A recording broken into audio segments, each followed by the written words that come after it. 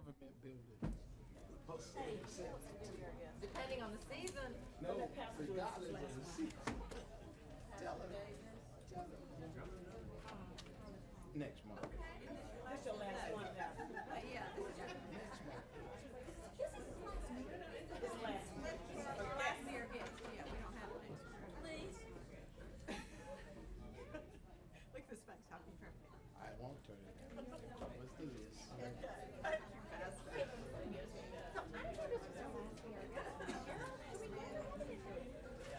That's it.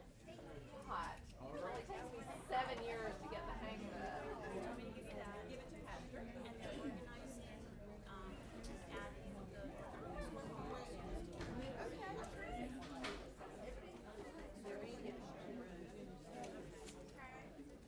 Is he gonna do it? I wanna say two things. All right, when would you like to say him? After superintendent I or? wanna talk about Common Core. Okay. And the resolution from the. Do you want to add that to the agenda? No. No. It's just a Number comment. 3. No, this is just with the resolution from the NSBA. Gotcha. I want people, I know you got that over abundance of emails Yeah. about Common Core. Oh, yeah. So after the superintendent, And I I'll say, want- then you say, I'll turn to you and say, Minnie.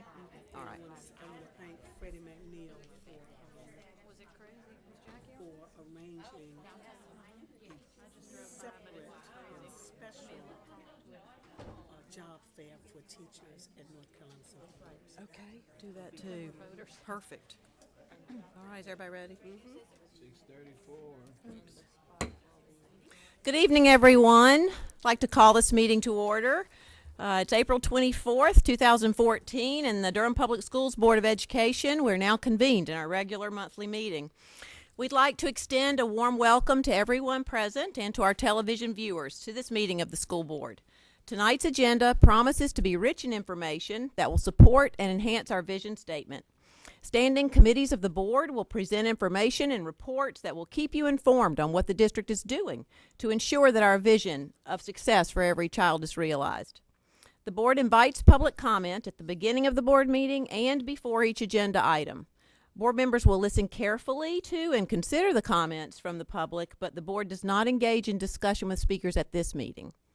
Thank you for taking the time to join us. We're very, very glad to have you with us. And now please join me for a moment of silence.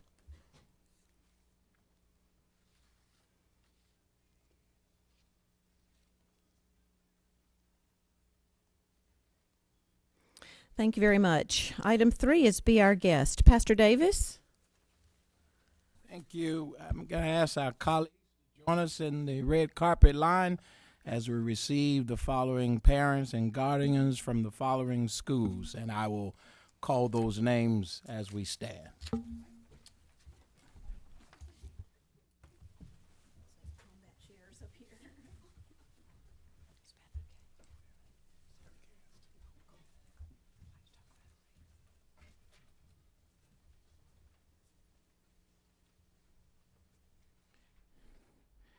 Following parents from the following schools, as I call your school name, would you please come forward and shake everybody's hand? Some will probably try to talk you to death, but just keep right on going.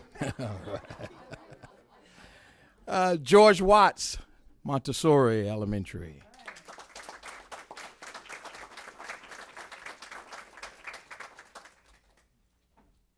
Thank you for being here. Thank you. Enjoy the conversation. Keep that communication going.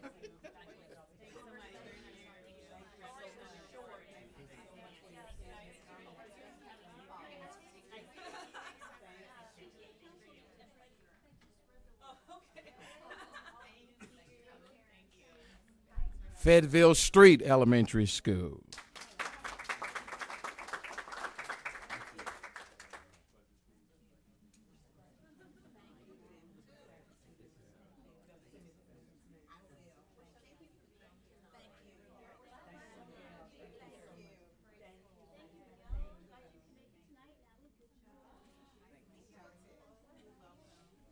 Mangum Elementary.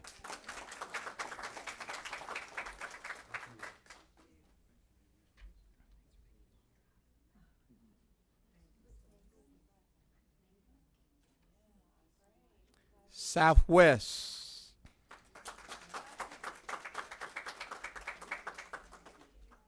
Thank you for being here. Thank you. All right.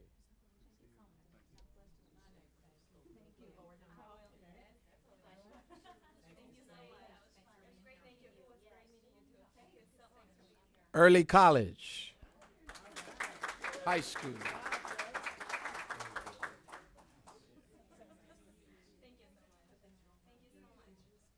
Very good.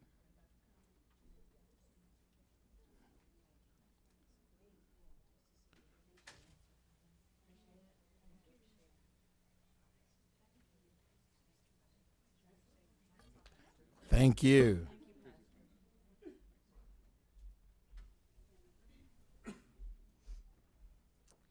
Good evening. Tonight's first celebration is the Duke University and Durham Public Schools Student of the Month. This program spotlights students who distinguish themselves with character and integrity. This month we are recognizing students from one school. Oh, she can't. 2 schools, maybe?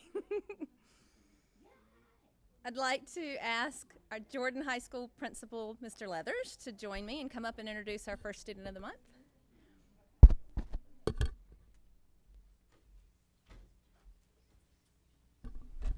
Thank you, board members, board chair, Ms. Carter, and our superintendent. Thank you for allowing me to have the opportunity to recognize this young man. In our school at Jordan High School, I like to call Mike the quiet achiever. You will never know what he's achieving, but he achieves a lot. So right now he's our student of the month for January, but then later on he'll be recognized for some other honors later on. Respectful kid, honest kid. Can't say too much about him because he's just fantastic, and a lot goes to his parents, Mr. and Mrs. Spears, who has supported him along the way. And we really appreciate parents like Mr. and Mrs. Spears. That's what makes Jordan great. And just like Mike, we have plenty of other students like this, but it's a great opportunity to introduce Mike to y'all. So thank you.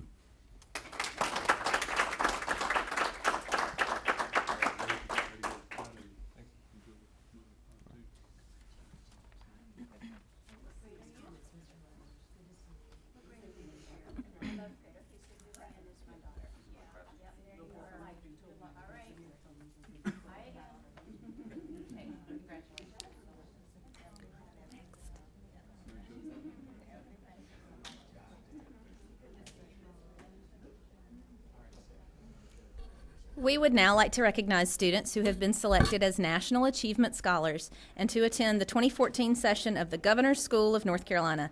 I'll ask Beth Cross, Director of Advanced Academics, to join me. I was thinking one and the other. And do we have help? These? Is this? This is it? Okay. Gotcha. Great. Thank you. Thank you. I want you to come on a little closer, or a lot closer. It is my honor to recognize 3 students who have earned great honors. And I want you to just think about the number 160,000. 160,000 students. When they took the PSAT when they were juniors, they notated on their form that they were entering the National Achievement Scholarship Program. And then from the semifinalist pool, 1,300 advanced to a finalist level, down to 800. We have 3 of 800 in the nation National Achievement Scholarship winners.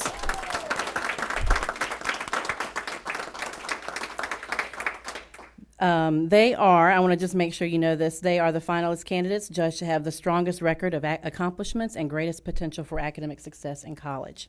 David Yeye Odu has a probable career field finance. He's at Charles E. Jordan High School. He has a scholarship of $2,500. Sydney Brown is at Hillside High School, probable career field physical therapy, $2,500. And Julia Clark, probable career field public health. She's already taking classes at UNC, dual enrollment. Hillside New Tech student, $2,500 scholarship. It's amazing. And we have certificates actually to award each one of you. Okay. Or you want to give them to them? If you want to go ahead to the carpet, Julia Clark. Sydney Brown. Wonderful. And this must be yours. I don't know why I'm checking. You're going to keep our nation financially sound. Thank you very much.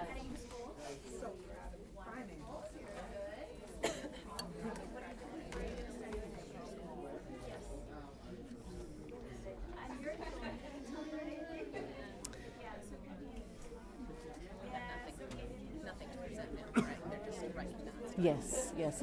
I'm sorry, when you said, and they'll be going to governor's school, I thought you were saying they were going to governor's school. Sorry, no, I got here.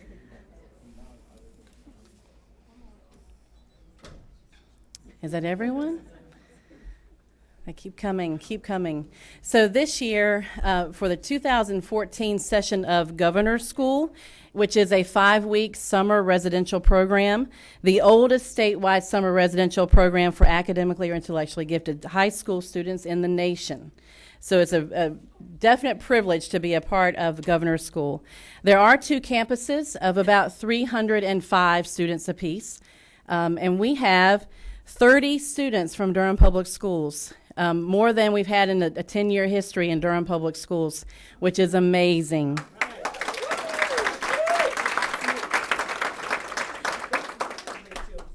When they get to Governor's School, they will not be taking tests. They will not be doing assignments like they're used to probably right now. Nothing will be graded. It is all about learning, so it's not like regular school. I think maybe that's exciting. Okay. There are 3 areas they will study. Area 1 is the area in which they were nominated, like arts, English, various things that I'm going to tell you about. And then Area 2, they actually learn about the connections between and among those disciplines. So they get to study a little bit about that. And then Area 3 classes, they will learn about how they personally connect to each of those areas. So a lot of learning happens, and it's such a wonderful experience. Students, when they return, talk about how much of a big impact it had. So I'm just really excited that you are getting ready to go on this journey. Let me tell you where they're going. Bailey Storms, if you'll just step maybe forward or wave or twirl if you'd like, will be studying art at East Campus, which will be at Meredith College. They don't have to go that far for East. And Emily Burke couldn't make it. She'll be art at West Campus, which is Salem College. So it's really nice to be right in the middle of the state, isn't it? Jessica Alvarez Miller. I'm not sure how many came in because they were downstairs with such a big group. Jonathan White is studying art, West Campus. Kylie Verbeest, art, thank you, East Campus. Madeline Partner, couldn't make it, art, West Campus. Cecilia Tanis-Taylor, choral music, soprano 2, West Campus. Grace Kirkpatrick is also choral music, soprano, East Campus, so they won't be at the same place. Una Healy, choral music, also soprano, West Campus. John Christian Berry is choral music, tenor. If we had time, we'd have you all perform together. Bakari Smith, English, West Campus. Henry Kistler, English, East Campus. Julia Henn is not here, English, East Campus. Sydney Curtis, instrumental music, oboe, West Campus. Kendall Condor, math, East Campus. Leo Wibbins, couldn't be here, math, East Campus. Zoe Mandarico, math, West Campus. Elisha Roth, natural science. Ming Lin, not here, natural science. Ming Wen, natural science. Okay. Bailey Rechtenwald, I know is here, social science, West Campus. Whew, okay, just a lot. Bear with me. Sarah McAdden, social science, West Campus. Talia Smart, social science, East Campus. Vivian Cox, I know couldn't be here this evening, Spanish, West Campus. Zachary Balasine, Spanish, West Campus. Adair Tompkins, theater, West Campus. Austin Spiro, theater, wave, East Campus. Blake Dunkak, theater, East Campus. And Noah Malin is theater, West Campus. Noah, there he is. I didn't want to go too fast. Several of the students who couldn't be here tonight are in national or state competitions. We have students in rocketry at the national, what else? Robotics. Okay, and what else is happening? I learned so much. I mean, the kids are involved in so much, and there are also SAT courses this evening, and they don't want to miss out on those. And Michael Spears. Why isn't he? And Michael Spears. How did I miss you? And you've met him before.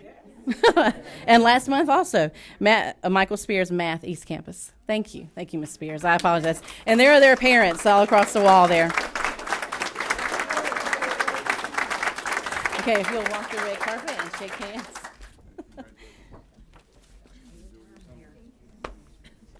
I'm sorry, Michael. Let me publicly apologize over and over again.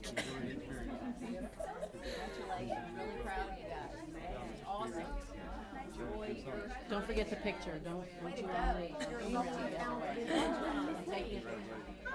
Maddox, go for it. Hope you enjoy your time. Congratulations. Hope you learn a lot and have fun.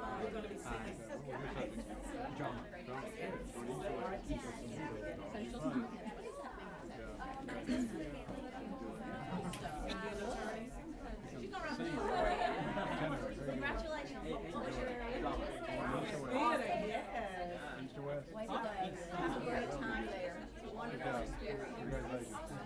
Congratulations. We're so pleased for you all. I hope you really enjoy your time. I'm sure you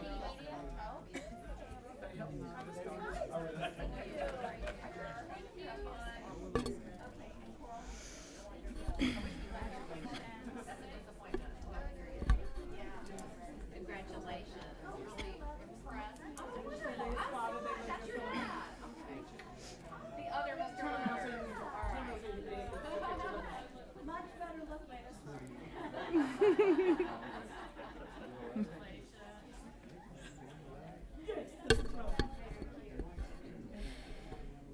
Next, we would like to recognize the winner of the Robert E. Yeager Foundation Excellence in Teaching Award. Would Principal Chuck Nolan please join me?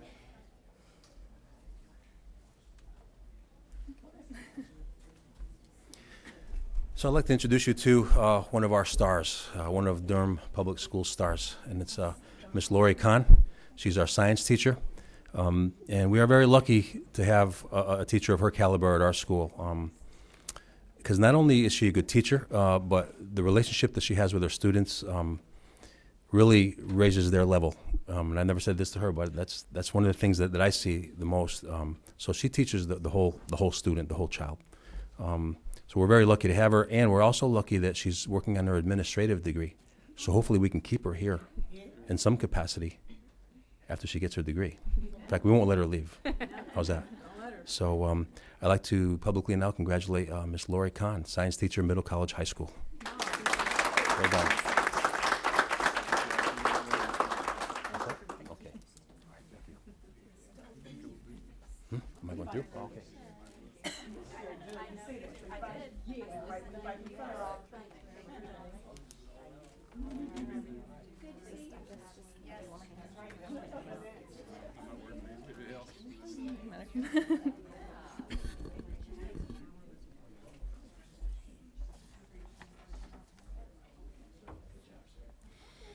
Next, we would like to recognize the 2014 DPS Counselors of the Year. Would Michelle Smith, Director of Student Support Services, please join me?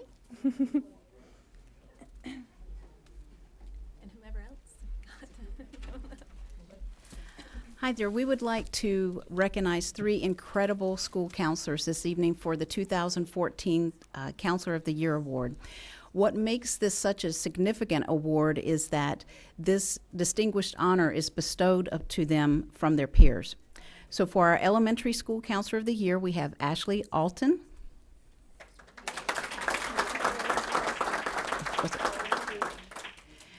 And then middle school, we have Kim McDonald. And then for high school, we have Holly Gus. Oh, I'm sorry. Okay. I'm from Forestville. And Kim is at W.G. Pearson Middle, and Holly is from Northern. Okay, thank you.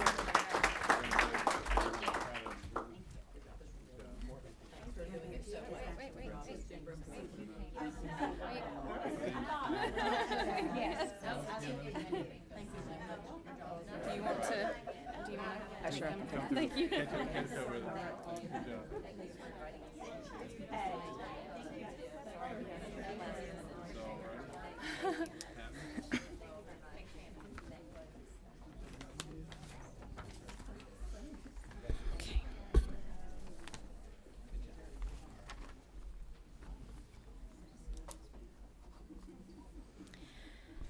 The highest professional certification for our teachers comes from the National Board for Professional Teaching Standards. I would like to invite Jennifer Nifong, our Professional Development Specialist, to present the Durham Public Schools 2013-14 NBCT honorees.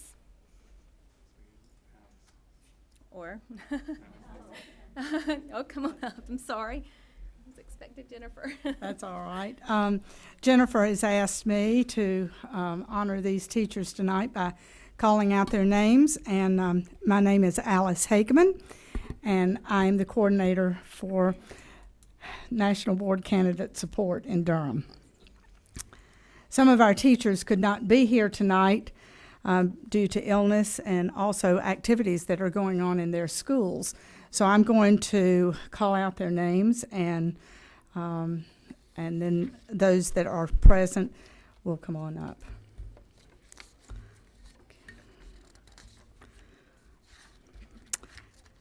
Sandra Jameson could not be here tonight, so our next person is Lori Kahn.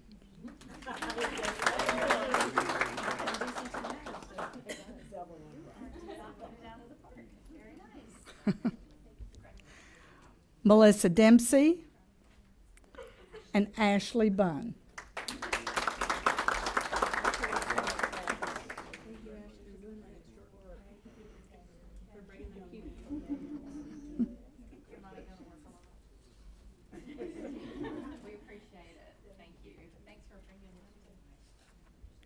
Thank you. Elizabeth Moffett and Emily and Amanda Haas could not be here tonight, so we have Charlene Pennington Best.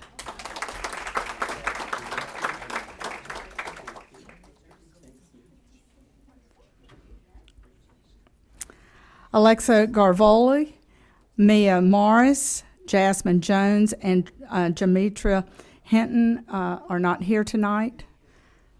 So I'm now going to introduce our National Board Certified teachers who have gone through the renewal process. This is a very extensive National Board achievement as well. Christopher Barth and Debbie Bell are not here tonight. Wanda Carter.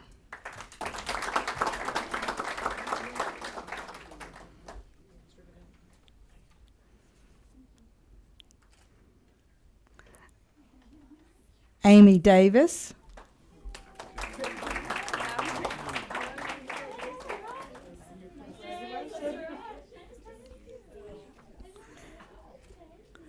Evelyn Fuller.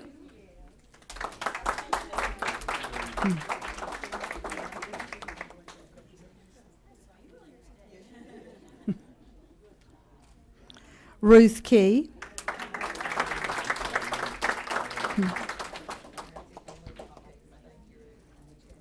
Charlene North is absent tonight due to illness, and Robin Durr could not be here. Sashi Rayasam.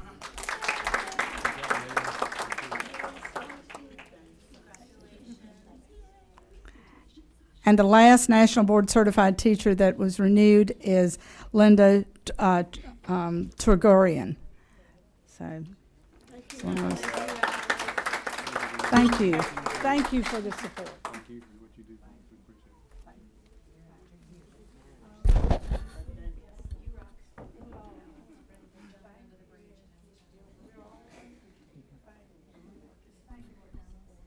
We'd now like to take a moment to celebrate our community partners who provide support to our students and for our school improvement efforts.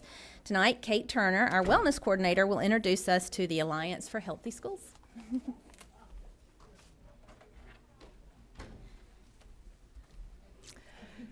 Hi. We are so fortunate to have such a strong partner in Alliance for a Healthy Generation, and Siobhan Simmons-Wright, who's the NC Program Manager. I started here about a year and a half ago, and they've been absolutely instrumental answering questions. We have national experts that are available to us. We have tools and resources available. We have supportive schools here for some of the wonderful work that they've done. We have Mr. Jordan and Ms. Sims and Principal Smith, and we have Jim Keaton here. We've all benefited from the hard work and the great partnership with them. They also provide wonderful national recognition for schools and for the district. And they, in fact, just finished a national article on Durham Public Schools. We have copies for all of you. Thank you so much.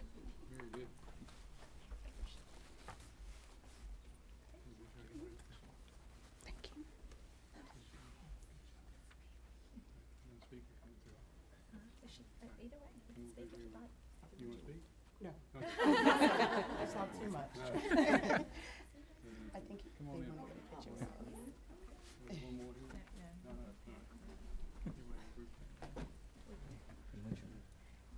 On the short side.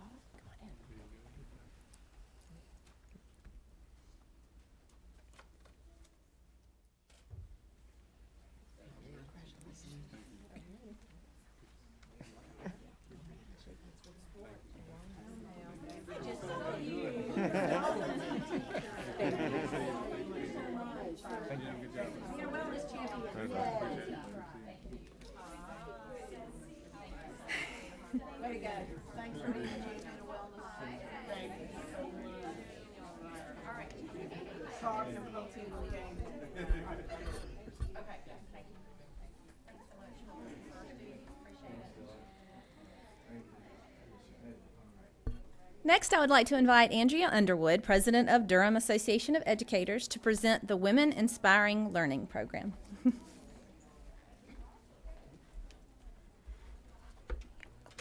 It's okay, Bree. Good afternoon, good evening, everyone. I'm smiling for several reasons. The first one was because of that preliminary injunction. That's number one. And number two is because I am so honored to be here to recognize the WIL program. Women Inspiring Learning Momentum is an academic enrichment program designed to encourage middle school girls to pursue careers in the sciences. The mission of WIL is to encourage barrier breaking and to cultivate career exploration among underrepresented middle school girls in the Durham community through the mentoring, hands-on experiences, and academic enrichment. This is the 5th year of the WIL program, and I'm not just here as DAE president. I'm here as a parent who has had 2 daughters to go through the WIL program, and I would put my money and my name behind this program. So as an Eagle alum, it does me proud to be able to be here to recognize this program. We have here Miss Bree Smith, and she will be the student coordinator for next year's WIL program. And we also have the director, Miss Chimi Boyd Keys, here as well. So thank you for what you do.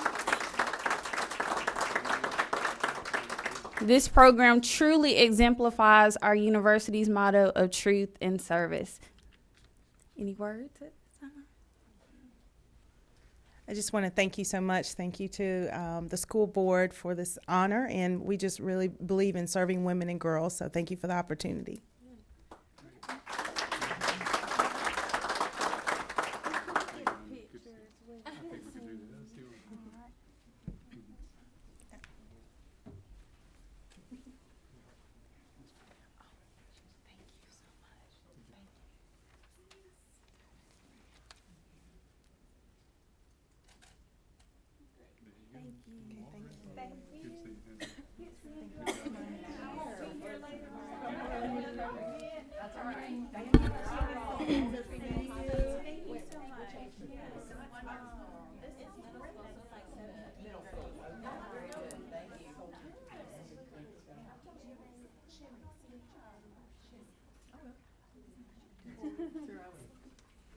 So we have had our last Be Our Guest dinner tonight for this year. We have dinner with families from all of our schools during the course of the year. Be Our Guest dinners, that's what they're called. And for the past 2 years now, The food has been prepared by the culinary students at Northern High School. The families rave about it, the board members rave about it. The food is delicious. And we wanted to honor these students tonight. And so would you all please come on down and let us shake your hand. And I also want to mention that their teacher is Jeremy Blankenship. Did I pronounce that right, Jeremy? I always just call you Jeremy. And we have Michaela Laws. That's you, right? That's Michaela Laws. And we have Dulce Apollonia. Did I say it right? I want to be Dulce in my next life. I like that name. And I don't have my glasses. Y'all are really... Osiris Bashir. Thank you so much. The meals are out of this world. And I might add they're very healthy as well.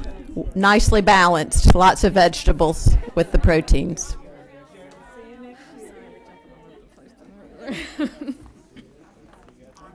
Okay.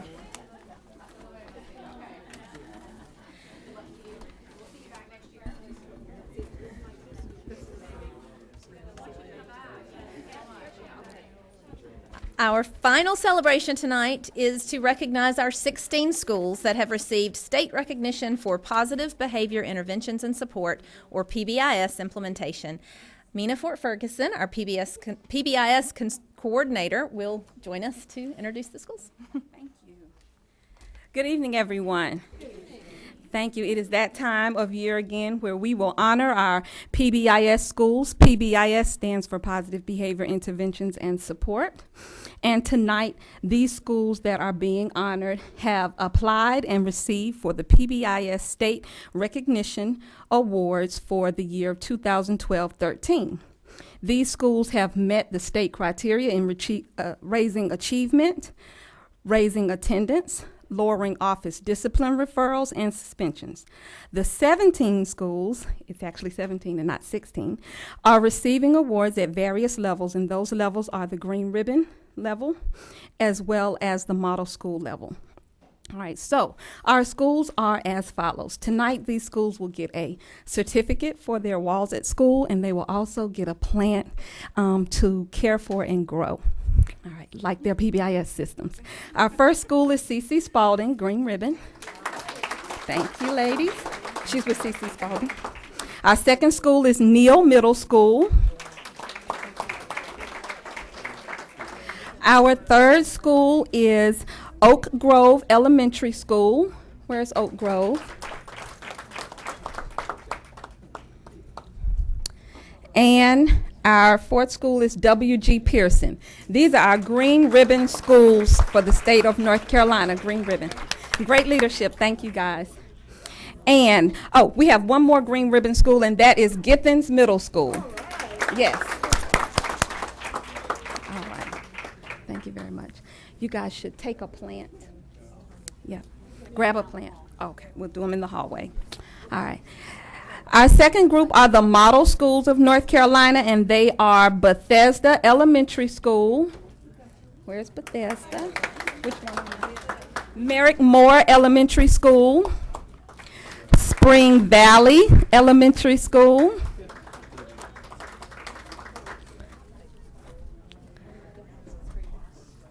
Yep, and here comes Bethesda.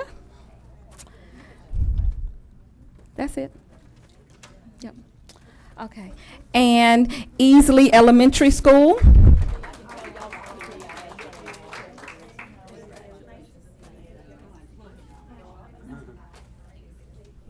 Thank you very much. Thank you, Carol. Eastway Elementary School. Lowe's Grove Middle School.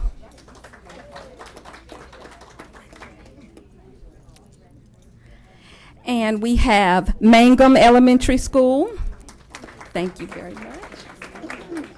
We have Holt Elementary School. We have Lakewood Elementary School. Thank you, Tina. And R.N. Harris Elementary School. Thank you for all your hard work, everyone, and thank you, board, for having us again this year for PBIS.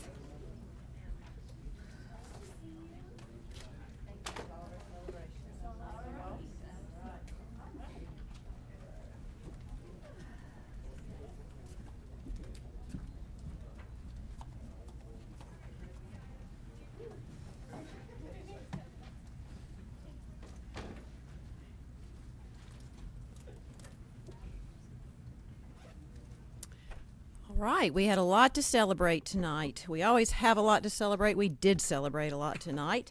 And next on our agenda, Mr. Osteen, is the superintendent's update. Thank you, Ms. Carter. Just wanted to share a few quick remarks this evening about a few events and issues. Teacher Appreciation Week is coming up, May 5th through 9th. Cannot tell you how much we love and respect our teachers, and we want to keep on doing so. There's some activities that will be going on, so be on the lookout for information on those activities, such as Thank a Teacher emails, contests that students can win a $100 gift card for their teacher. We look forward to those kind of creative thank yous for our teaching staff and just telling them how much we appreciate them. There is a DPS Literacy Summit this coming up Saturday, 2 Saturdays, I think, May 3rd at Broadton Middle School. This summit will give our current and new literacy volunteers the tools they need to make a difference in supporting our students to meet these standards that are coming up. The summit is hosted by DPS in partnership with the Closing Achievement Gap Task Force. So please be on the lookout for more information about that as well. Proctors are still needed through the end of the year. That's an ongoing issue all the time, so we welcome everybody to come help and volunteer to be a proctor as we finish our testing. Advanced Academics Expo coming May 6th, 5:30 at the DPS Staff Development Center. There will be guest speakers on the social and emotional needs of gifted children, an important topic. There will be booths showing off enrichment programs at our schools, and we want all of our parents to come out and visit and see. Lastly, there are five high schools receiving recognitions this month. This is pretty exciting. We have 5 schools on the Washington Post America's Most Challenging list. And when I say challenging, they challenge the students to rise higher. DSA, CMA, Jordan, Northern, and Riverside ranked based on their ability to provide college-level classes. Hillside New Tech was named to the U.S. News 2014 Best High Schools list. Congratulations to them. Also, Hillside High School Student Council was presented the Louise Hunter Honor Council Award by the North Carolina Association of Student Councils. Pretty impressive. Let's go Hornets. And then lastly, we did a very nice event yesterday, a reception for the administrative professionals that are here in the Durham Public Schools. They keep us going all the time. They support us. They know what we really need to get done, sometimes even before we know how to ask for it. So thank you for all the administrative professionals in the system. Great things are going on in Durham. Thank you. They certainly are. Thank you, Mr. Osteen. And I want to say a personal thank you to Julianne Gates from the Board of Education. She is our board liaison. We would not be able to do the work that we do if we didn't have her. She really is always on the ball. She's so proactive. She troubleshoots. She does it all. Thank you, Julianne. And Minnie, you had a few remarks that you wanted to make. Yes, I have a couple. Recruiting top talent for our classrooms is always job one for Durham Public Schools. And it came to my attention this week that Durham Public Schools had missed the career fair at North Carolina Central University. Now, clearly that was a serious faux pas, especially since talent always coming from North Carolina Central University School of Education is prominent in Durham Public Schools. Our Principal of the Year, Rod Teal, last year, our Teacher of the Year last year, Jason Jowers, both North Carolina Central University graduates. The list goes on and on. So when I brought this to the attention of our Interim Director for Human Resources, Mr. Freddie McNeil, he jumped right on it and within one day had spoken to the Dean of the School of Education and the person that's in charge of teacher recruitment, teacher education at North Carolina Central University. And it is I am pleased to let you know that Durham Public Schools will host our own teacher career fair at North Carolina Central University on May 6th. So we corrected that problem. We corrected it quickly. And thank you, Freddie McNeil, for handling that. Now, I know my board members have received, just as I have received, numerous emails today about Common Core, asking us as board members to please refrain from instituting or implementing Common Core in the state of North Carolina. Now, as a past member of the National School Board's Board of Directors, I want to let you know just this past April, we passed a resolution regarding Common Core. That is a resolution for all 90,000 districts in the United States of America and the Virgin Islands. This resolution says, the National School Board Association supports high academic standards, including Common Core standards, voluntarily adopted by states with local school board input, and free from federal direction, federal mandates, funding conditions, or coercion. The National School Board Association urges states to provide financial and technical support to enable school districts to implement in an effective and timely manner voluntarily adopted rigorous standards, including the Common Core. Now, I want our parents to please understand, Common Core is the bottom. It is the minimum standard that every district in the United States should have as adopted. So children in Mississippi should have the same education that a child in Boston, Massachusetts gets. A child from North Carolina graduating with a diploma from Durham Public Schools, Orange County, Chapel Hill, Wake County, should be equal to a child graduating from a Bergen County, New Jersey public school. So it is not the ceiling, it is the minimum. The rationale for this resolution says Common Core standards do not mean Common Core curricula. Let's get that clear, parents. Common Core standards do not mean Common Core curricula. We have the opportunity to develop our own curricula. Local school boards are responsible for the implementation of any new academic standards such as Common Core, which include locally approved instruction and materials in a manner that reflects community needs. That's our responsibility, people. Our teachers in Durham Public Schools, our administrators will be developing those standards in line with Common Core. Secondly, Common Core standards can support comparative international performance evaluations that help us prepare our students to compete in a global economy. We are not just here in Durham and not just here in North Carolina, not just here in the United States. Our children are competing globally, so we've got to be able to prepare our children for that. Thirdly, Common Core can support educational consistency for an ever-growing mobile society. An example would be the support of common educational standards for children of military families who are required to relocate from state to state. So if they're in Fort Hood or Fort Dix or Fort Campbell or Fort Bragg, those military children all are on the same standard. We should have those same standards in our public schools as well. Fourthly, Common Core can support efficiencies in educational research, development of educational materials, and application of technological advancements in education. And lastly, support for Common Core standards is congruent with high standards. All of the parents that wrote said that we should have high standards in North Carolina, and that is exactly what we're going for. High standards in North Carolina, high standards in Durham Public Schools. The Common Core is the bottom. It's the floor. So our standards that we ask our children to reach can certainly be beyond that, but we must have a minimum standard. So I wanted to make sure that our parents understood that. If you need a copy of this, I'll make sure that you get one so you know that what is nationally being put out, nationally being supported, is what we are also supporting. Thank you so very much. Thank you, Minnie. And our next item is agenda review and approval, board members. What's your pleasure with this agenda?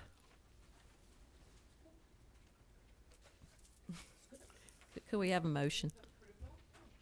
Second. All right, it's been moved and seconded that we approve this agenda as written tonight. And there is no discussion. Those in favor say aye. Aye. Agenda's approved. Now it's general public comment. Let's see if we have anyone signed up to speak. And we have one person signed up to speak, and it's Beverly Harden from Communities and Schools.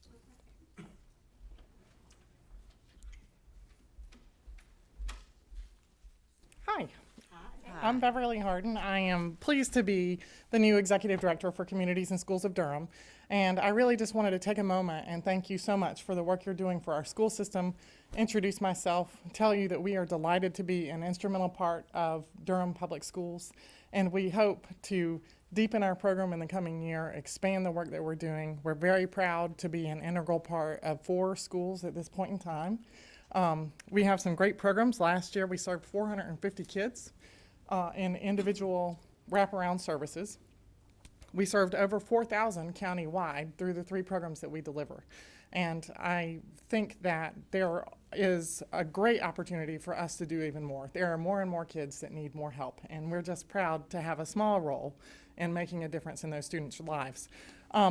My intent is really just to introduce myself, but I did bring a little bit of information for you about our organization, and I'll look forward to working with you all, and thank you again for your service and for making Communities and Schools part of this organization. Thank you, Beverly, and thanks for the ongoing support of Communities and Schools.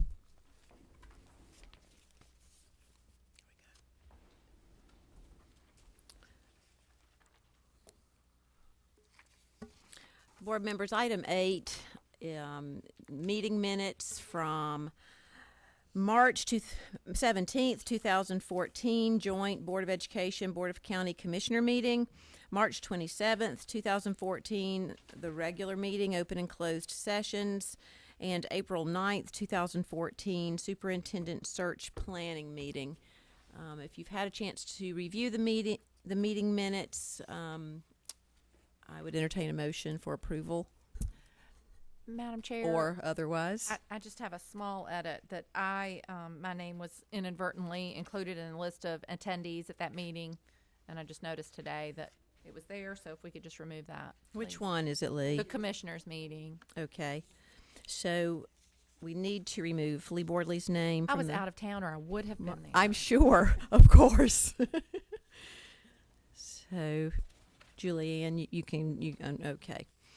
All right. Well, with that one change, is everyone in approval of these minutes? So by common consent, these minutes will stand approved with that one correction. Next item is our consent agenda. All of these items, many of them are operational items we discussed thoroughly in committee. I'll go down the list quickly. Burton Elementary School bids for renovations. Bethesda Elementary School bids for asphalt paving. Carrington Middle School bids for restroom upgrades. E.K. Poe Elementary School bids for kitchen hood replacement. George Watts Elementary School bids for cafeteria renovations. Glenn Elementary School bids for asphalt paving. 2007 bond project transfer. Brogdon Middle School bids for restroom upgrades. Eno Valley Elementary School bids for roofing. Acquisition of adjacent lot at W.G. Pearson Middle School. Budget Resolution Amendment Number 2 for 2013-14 and the specialty calendar approval for 2014-15. Second. It's been moved and seconded that we approve all of the items on the consent agenda. Any discussion? Those in favor say aye. Aye. All of these items are approved. I'm so happy because it's allowing us to keep up with our facility maintenance needs. Awesome. Item 10, I need to quickly try to get to it in my notebook here. But it is it's the North Carolina School Boards Action Center, NCSBAC, request for contribution. We made a contribution last year, and a whole year has gone by, and they are requesting contribution again. I'm having trouble finding it. Do you have it? All right. I did have it. Okay, so board members, you remember this, I think, right? So the Action Center is requesting an annual contribution of $8,000 based on the size of our district. This Action Center is a 501c4 organization designed to strengthen local school board advocacy efforts. So based on our average daily membership, our contribution would be $8,000. That's what districts between 30,000 students and 50,000 students, that's what they pay to participate in this effort. So I would ask if board members have any discussion on that or a motion? Well, as a member of the Board of Directors for the North Carolina School Boards, for the North Carolina State School Board, I think this is a valuable contribution. And I think that with the action that we just took with Guilford, despite that was against what the school board had recommended, I think it showed other districts what we need to do to lobby against our state legislators. I think that I venture to say, I want to see what other districts have to say after this injunction has occurred.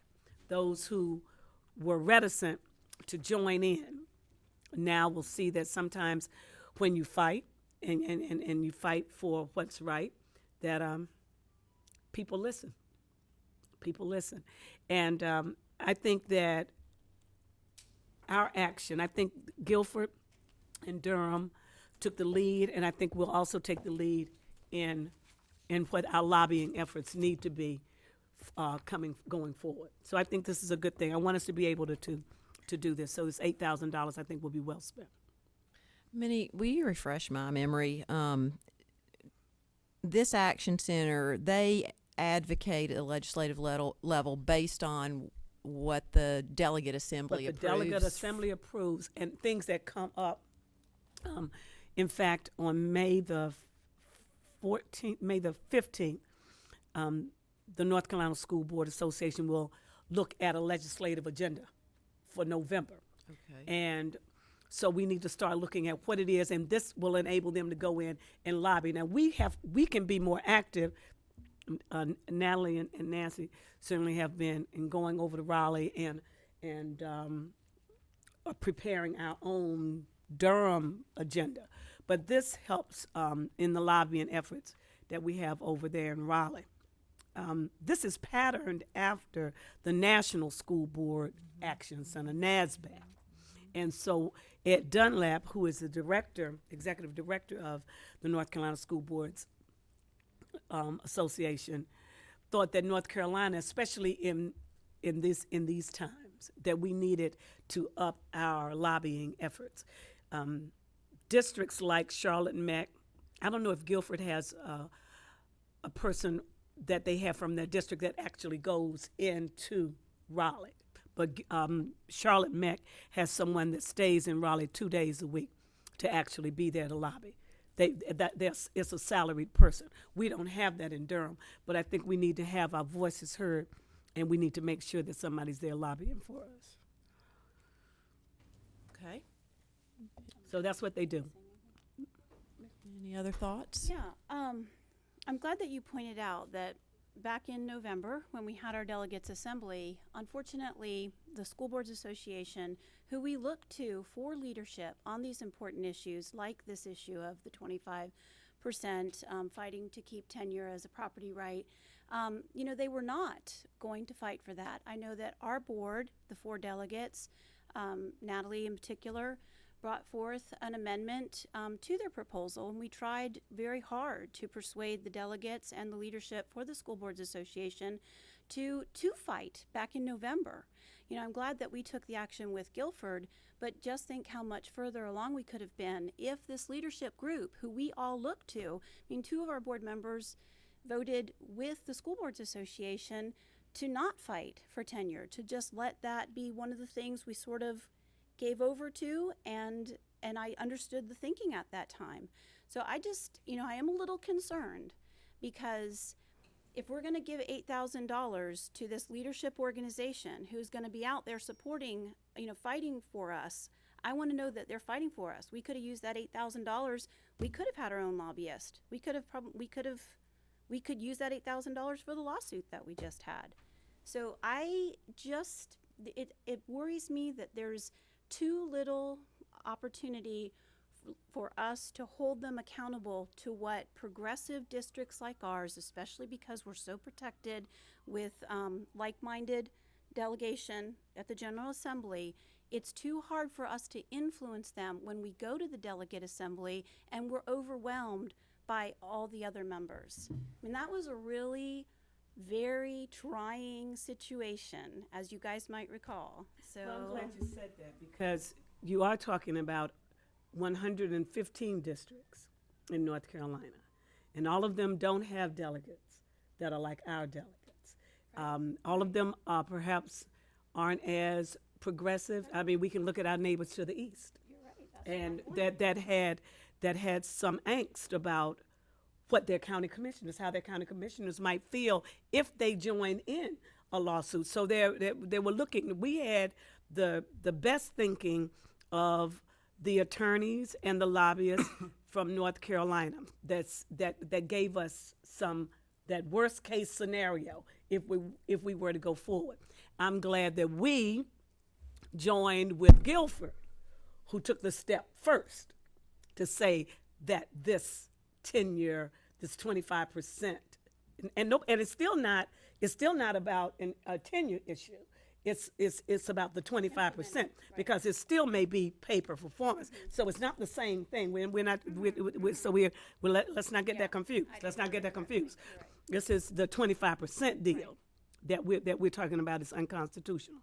So Guilford took that step, and we joined in. So asking a district that is not in the same with the same kind of situation that we have to join in, they may have it's a little different. We are in Durham, and we were bold and able to do that with Guilford, who took the step. You're making the same point that I'm making, Yeah. And so we give that up when we go to the delegate assembly, and we're one of 115, and there are districts that don't enjoy the safety that we have to move forward with these kinds of things. We wanted the School Boards Association to fight then, and we lost on the delegate floor because we were outnumbered. We give up leverage when we join that larger group, and I'm not going to vote yes as easily as I did last year, because that $8,000 could hire a lobbyist. And I doubt it, but I mean, could be part of it, maybe a part of it. Yeah. So it seems like the concern is that,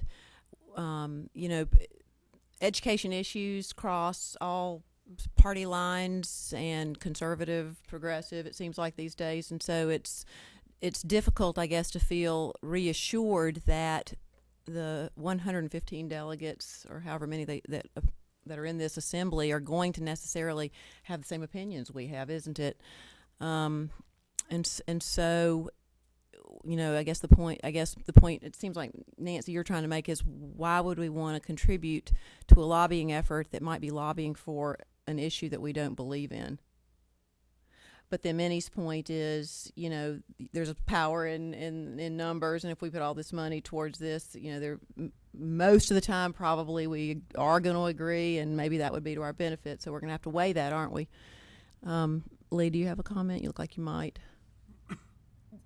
Well, I can just see that I've been having those same thoughts, Nancy, and I've been having all these same thoughts, and I actually think, and I did vote yes the last time, but I'm inclined to vote against it tonight because I do think it would be more strategic to let NCSBA stake out sort of the safe middle ground that it can, given its delegation, and have us be more of a leading edge. And I don't know if there would be a possibility of us coalescing with Guilford or some of the sort of braver LEAs out there, but even if we can't, I think I would rather our funds go towards legal fees to fight some of these issues that other LEAs can't. I mean, like you say, Minnie, I understand why other groups need to be more cautious, perhaps. And we don't want to be foolhardy, certainly, but that we can actually speak our conscience. But sometimes we need attorneys to do the talking, and we need funds to be able to do that. And the only other thing I would add is that I'm just increasingly wary of handing funding over to other organizations, and I think we need to be careful with every dollar. So somebody can try to talk me out of that thinking now. Here's what I was thinking and would help me. And you're not on the board of this organization. I'm not on this board. This no. is the organization. I can't remember the board members, but Tim Morgan and Tim Charlotte Morgan is the yes. chairing this. If to me it comes down to, is this a move by North Carolina School Boards Association to be more proactive and set a vision? It feels like for a long time, North Carolina School Boards Association has been reactive and just trying to scrape for little crumbs over there in the General Assembly, and just we'll take whatever they get. We know the economy's down. We won't fight for our teachers this year, maybe next year. It feels like a kind of a weak legislative agenda. It doesn't feel like North Carolina School Boards Association has ever necessarily set a vision for our children going forward. You know I love Finland. You know I love to talk about, what would we be like in North Carolina if we dreamed the dream of comprehensive services for our children like Finland. So if you can convince me, or you all can come together and think, is this part of that effort to be more visionary, more strong in a legislative agenda, more aim higher, that campaign to pay our teachers at the national average, is that the kind of dreaming, thoughtful advocacy work that this group is going to do, rather than the crumbs we've been kind of And I think it is, but I also think I want to caution us. It's not just the people that sit on the NASBEC board, but it's us. It's us. Now we lost because we were out there by ourselves. We didn't get a coalition of people. The big districts weren't there. So had we maybe gotten, before we got there, a coalition of people to help speak for us, maybe that would have influence. When we're talking about lobbying, and we're talking about having our voices heard because we think that we are the progressive districts and we think the large districts, remember now, Heidi and I went with all the large districts, and we were the only ones. The large districts were right in there with us. So it's not like all the big boys are doing the same thing. But I'm saying that progressive, that innovative, that forward thinking, that visionary look, that's what we've got to bring. We've got to get that support. So we have to be more advocacy driven to get other people to come and say, this is what we want the North Carolina School Board to put on their legislative agenda. We're going to meet in May. If we have something we want to bring, we need to bring it. And we need to say, I've got Guilford with me. I've got Charlotte Meck with me. I've got Buncombe County with me. I've got New Hanover with me. I've got these districts. We need to be, let's lead that effort. Let's lead that effort so they can put it on the agenda. Because I'm thinking that the smaller districts have that same line. They're listening. Mm-hmm. They're listening to them. So if we've got a voice, that's our voice. Being out there by ourselves, we see that. You see what they got us in November. We lost. On the floor of the right. School Board's Delegate Assembly, but look what it got us when we went after the injunction for. We went after it after Guilford. We joined Guilford. Let's be clear now. We joined Guilford.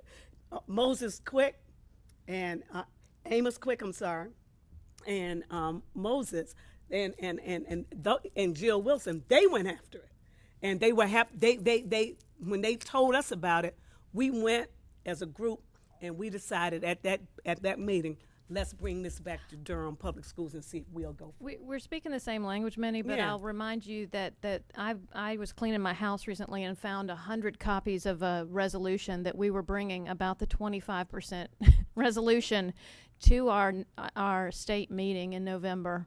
So we were trying to lead that and shut down on the floor and shut down by North Carolina School Boards Association leadership. And that's frustrating. I mean, that's frustrating when you don't see that vision and you feel like it's not there. I'd love to see that this is there. I'm glad y'all are meeting to talk about, May 15th, the legislative agenda. I applied to serve in that and was not chosen. I'll apply next time it comes open, but we've got to get some strong voices out here on behalf of our students and our children. So. Natalie, when is that meeting? May 15th? May 15th. Would it make sense for us to pause? I don't think this has to be paid, tomorrow morning or anything. We could perhaps wait and see if we feel more comfortable about the visionary leadership and where we think the Action Center is going, what we think that they're going to. We could hold it for a month. It could even come to committee, or we could have it again at the meeting next month. All right. Is everybody comfortable with that? Holding for now, and doing some research between now and then, and talking to people. Let's have some conversations. Okay. All right. Good. Thanks. Well, that was a very good conversation. I'm really glad we had it. And now I'm ready to move on to item 11, the reports of the superintendent and our budget proposal for 2014-15. All right, thank you, Ms. Carter. I'm going to ask our Chief Financial Officer, Mr. Beaulieu, to come forward, and I'm going to share some opening remarks. Tonight we will present for the first time this season the proposed budget for 2014-15. Following this presentation, we have a public hearing and work session scheduled in May, and a special called meeting to approve the final budget before we deliver it to the county on May 15th. Therefore, we know there will be questions and inquiries, and of course we'll pose some of those tonight and in the future. Staff will be trying to research, respond, and be prepared to address those at our work session and public hearing. So we'll track those. Hopefully we'll get as many as we can in writing as well, just so we can put them together and make sure everybody can get the answers they need. It's important to enter this budget season with an understanding of where we are and where we've been and the impact of each on today's situation. Make no mistake about it, our needs remain many. That's always the case. In particular focus, teacher pay. But for that matter, everybody's pay is an issue in the school system.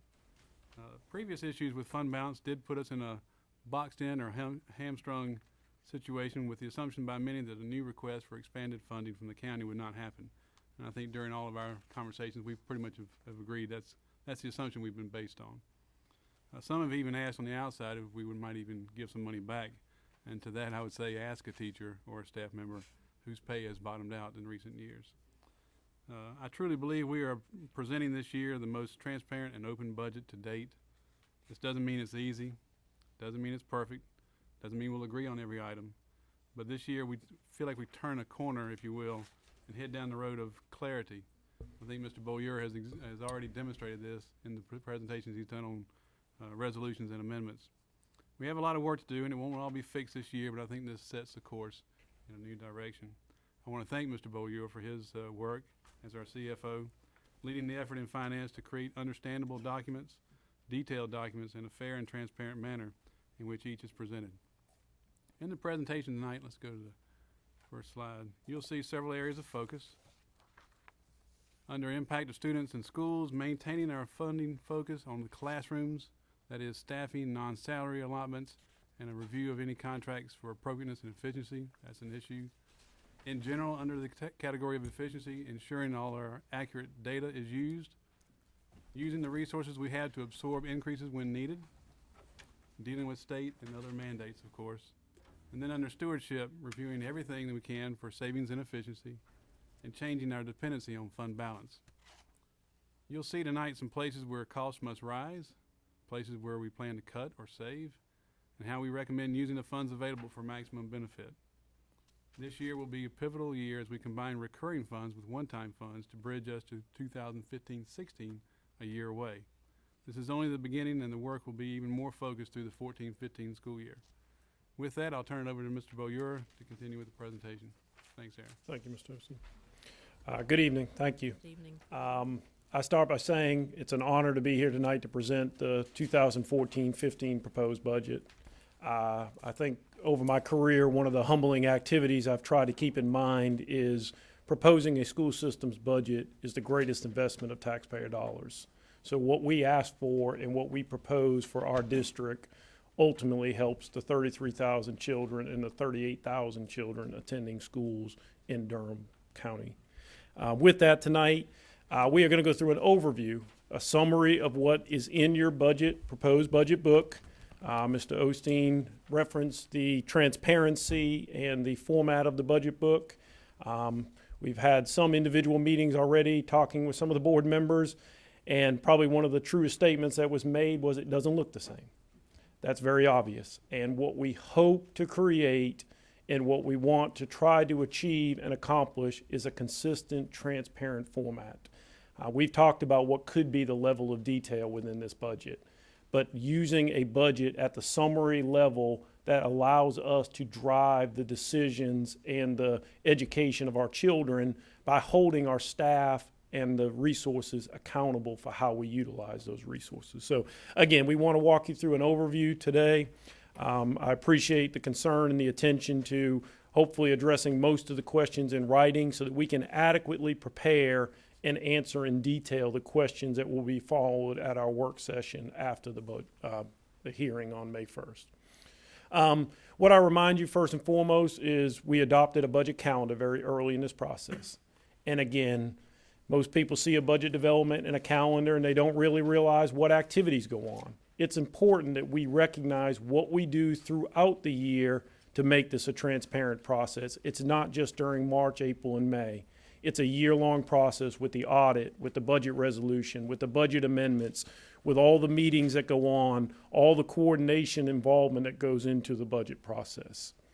Again, not going into great detail, but as we adopt this new format, it's very evident that we have to kind of accept and take the responsibility to learn that new format. What is being presented to us so that we can ask the educated questions, so that we can follow what was there last year, what is there this year, what increases, decreases take place, because that is what a budget sets. It sets a baseline and a beginning that it's everybody's responsibility to and monitor. I'd like to thank, first and foremost, you, the board, for accepting what may have seemed like some tedious steps and process to go through vendor review, to go through allotment reviews, to go through teacher allocation reviews, because again, those are the baselines for the large variables that drive that. This process couldn't be done without the great work of the staff, both the finance staff and the staff in this entire building. I cannot, in the different departments across the organization that have to work to produce this. The CFO and the finance department get a lot of credit for the budget, but it's ultimately the work and the sweat and tears of the organization and the people within that. With that said, ELT has been very instrumental in working through these changes. I wish she was still in the room because I've worked for years with NCAE reps that represent teacher organizations, and Durham Public Schools, as in many instances, has as good as it gets. Andrea does a phenomenal job representing the teachers, being a voice, wanting to educate the teachers. I mean, we're in the field of education, but wanting to educate them, looking for information that we don't just put out during budget time, but we put out yearly. Our principal advisory group has chimed in, and I can't tell you for Stacy's staff and the area superintendents how much they advocate. I know you all are advocates for schools, but they advocate for the schools they represent. They go through, they take ownership over the schools. And again, that's just a huge part of the process that pays great dividends when you have that investment, people looking out from the central level for the schools, and then hopefully vice versa if we do a good job in presenting their needs and the budget. So again, we want to go through where do we get our money from? And again, how do we spend our money? Because as we adopt these practices, it's our job to say, is it in the classroom? Is it to support the classroom? Is it district-wide? Is it going to non-program supports? Then what programs are we supporting? Are we supporting, again, I apologize, we're good. You have this handout, it's following through, but for those of you that kind of turn to the side, it's where we put that money programmatically in the regular teachers and exceptional children. As the format is very specifically filled out in general statute, we're following the Uniform Chart of Account. So we're required to report it this way. Our staff does an excellent, excellent job making sure when someone sends in a request, it goes in the proper category. The people are paid from the proper codes. And as long as you have that assurance, then you should be able to see a very reflective budget of your programs and your needs. And then, of course, we take it down to the expense level and the object level.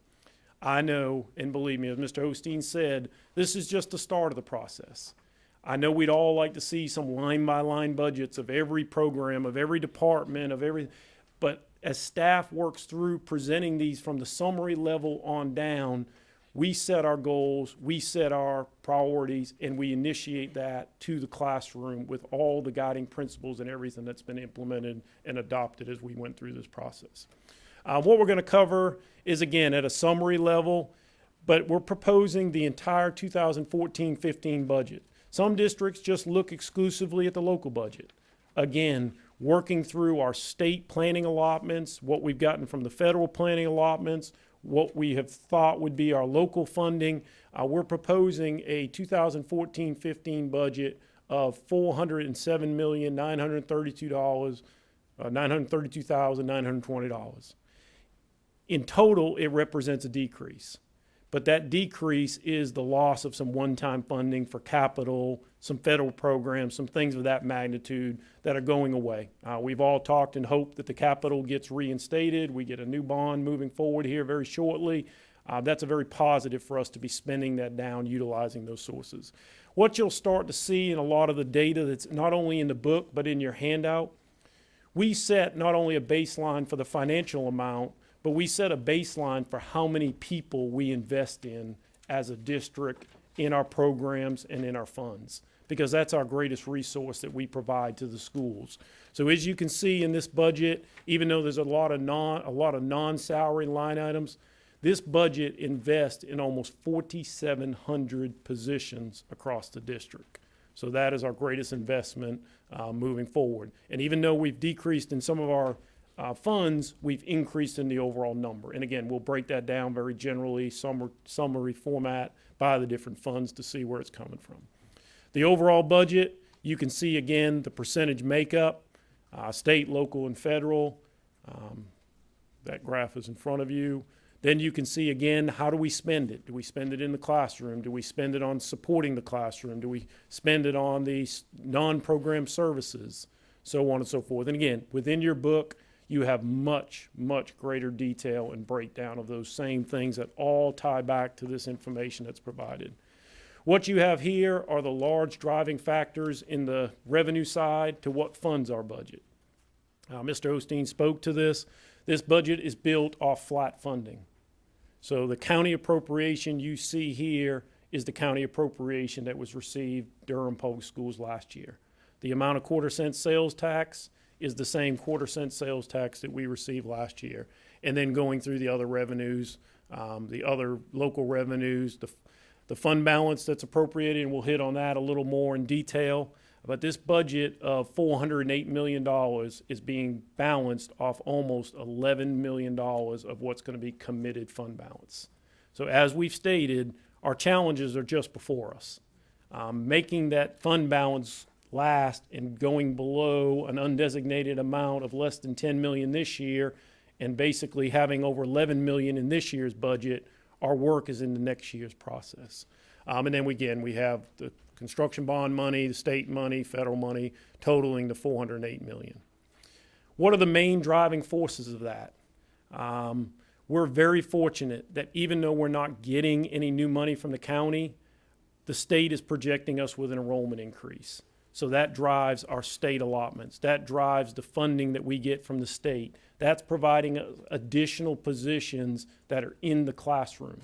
We're getting almost 30 more teaching positions that will go directly into the classroom. That's because ADM is expected to go up. Right. And then the other piece of that, you may hear some of the comments made that we're adding 60 positions. We've talked about making the budget whole and giving you a budget that reflects a budget if all positions were filled. You know, if we average 30 teaching vacancies, filling those regular 30 teaching positions, having those reflective in the budget. So again, that's a big part of this $3.6 million. With that ADM increase, we're getting additional money to help fund teacher assistants. Within the local budget, we've built dollars to not only deal with the governor's proposed raises for new teachers, but we've proposed a 2% match of all other employees across the board. Now again, making that clear, that's a 2% match that if the governor gives 2% to all the state employees, we would match that 2% for all other people paid locally and not paid from state funds. It's not funding across the board 2% no matter what. It's matching the state raises. Just so you know, because we've run the numbers and this may be a future question, for every 1%, if we were to give a 1% raise to all of our staff and not have anything funded by the state, it would cost us basically roughly $2.3 million per percent. So 1% would cost us 2.3, 3% would cost us 6.9. So, that's what it would cost if, and we haven't built that in. We've built the matching part of a 2% across the board if the governor gives to every other group, including new employees, a 2% raise. But is it just teachers or is it all? All classifications. And then, of course, we have some benefit increases, the benefit increase cost of those salary increases. We've built in some inflationary increases that we presented to you on utilities, so on and so forth. This district has hit its facility services area very hard in the last couple of years in balancing its budget.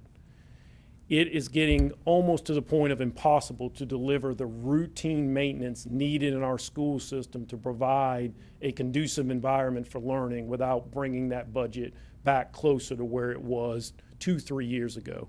We've gotten by for the last couple of years with some lapsed salary dollars, with filling some of those holes. But again, not only are our students and our teachers a great resource, but the environment in which they work. We can't afford not to be able to fix air conditions, to fix roofs, to fix the basic maintenance that goes along with that environment. So that 725 is putting facility services back. And then in addition to what we already pay out, based upon what we're projecting, and we'll go through this in a little more detail, our charter school growth will pay out an additional $716,000 on top of the $14.9 we pay out now for our charter school numbers in Durham and outside of Durham County. Some of the reductions that are going on in the budget, and we'll review these as far as the local operational reductions. There's been some reductions made internally. We've made a long, hard look at some of our own efficiencies and some of our own operations and made some reductions to our budget at $1.1 million. We talked about some of our federal dollars and federal programs, that money going away. That's to the tune of almost 5.5. Race to the Top funds, again, are winding down, exhausting. We're spending down the 2003-2007 bond money, so that's reducing by almost $15 million. And then some other capital funding that was one time is winding down as well. This is a list of some of the internal reductions that have been made. It's everybody's responsibility to set goals and try to achieve and to balance from within. We're putting forward $1.1 million that consists of a 25% reduction in travel across the board in all categories for the district. We're proposing what may be an aggressive, almost 5% goal for cutting utilities. But if we don't strive for it, we won't ever reach it. So it's very imperative that we strive, we work with our schools. It may mean a degree or two higher or lower in certain seasons in order to manage the amount of square footage we've got. But again, as some of you have stated before, we may have to educate on having an extra shirt or a little coat or the ability to take something off if it gets, but it's managing with a goal, $300,000. We've looked at our contracted services, and a lot of contracted services are multi-year commitments, but what we can reduce in the current year's budget is a projected $225,000. We've looked at some efficiencies in the area of technology and the telephone lines to reduce $350,000, and then a central office position at almost $90,000.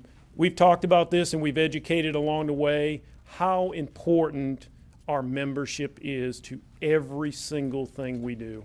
How important it is to getting it as close to right as possible on a school-by-school basis, on a district basis. But we've worked very hard this year to get all the constituents and the parties involved. And believe me, we've talked about it. It's not easy in Durham. With the charter school issues, with the magnets and within our school system, they're not clean feeder patterns like a lot of school districts. So you have to work very hard at looking at the trends, looking at the projections, dealing with your county on live birth rates, but getting those memberships correct. What you have here is the chart you're used to seeing. This summarizes what we're projecting as far as our ADM. We're taking Durham Public Schools enrollment to 33,650. The state's saying 33,900, but that's before they back off the new kids that will go to new charter schools or additional charter schools enrollment. So we backed off almost 300 kids from the state projection until we know that final charter school number. So we're projecting what is our normal, usual district increase, 1.5% or so for about 350 kids, and then we've projected charter school membership to grow from 4,784 to 5,084. And again, Those numbers drive all of our allotments, all of our personnel, all of our formulas that come from both the state and from the local units. This is just a summary of the current charter school numbers and what's projected, and what's noted down there is a new charter approved and to start in 2014, but we have 4476 going to Durham-based charters in 13-14, and 306 students going to 20 charters outside of Durham Public Schools, and we're projected to rate that to go to 5,084 students next year. This topic has been very instrumental in the budget process, but fund balance. We've already mentioned that we have balanced this budget off $10.9 million of committed fund balance. So that will take your unassigned fund balance from the $19.7 million down to the $8.8 million level for next year, starting the school year or at June 30th, because your committed fund balance goes into your June 30th statement, so on and so forth. But that's going to drop our fund balance more than in half. And if we don't do something to come up with an ability to reduce that commitment on fund balance, we'll have unassigned fund balance plus or minus vacancies, lapsed salaries in the districts that would only take us through about one more year. So that's very instrumental that we're all in tune with that part of the budget and the overall process. Within the overall budget proposal, and again, all the detail, all the support reconciles back on a fund basis. But this is what we mentioned and started just from our state planning allotments before they come up with a final compromise budget and before the governor's budget gets reconciled with the Senate and the House. The planning allotments show us going from $182 million to $187 million, almost $5.5 million additional, and them funding over 39 additional positions across the district. So again, even though we're not getting new money in the district, that's a baseline for where our state is and the positions we're funding. What's driving that is, again, our ADM, which again gets very complicated because you can look at first month, you can look at average daily membership, you can look at first month, but what the state allots you on is average daily membership, which was 33,263.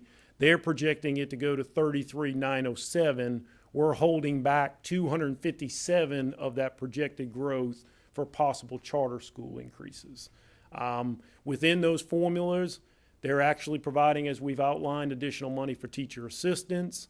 A very unknown fact that's in the biennial budget, but they're actually dropping second grade class size. They're dropping it from 1 to 18 to 1 to 17. So that creates some positions. That looks at all the kids we've got in the second grade, second and third grade, and actually provides us additional teaching positions. Wow, so they're doing something that we approve of here. Yeah. I am hearing you correctly, right? Correct. Okay. Then within the local budget, we were at $133 million for this year. We're proposing roughly $137 million, a $3.4 million change. That change is coming from committed fund balance. That's what's taking your committed fund balance from $7.5 million to $10.9 million.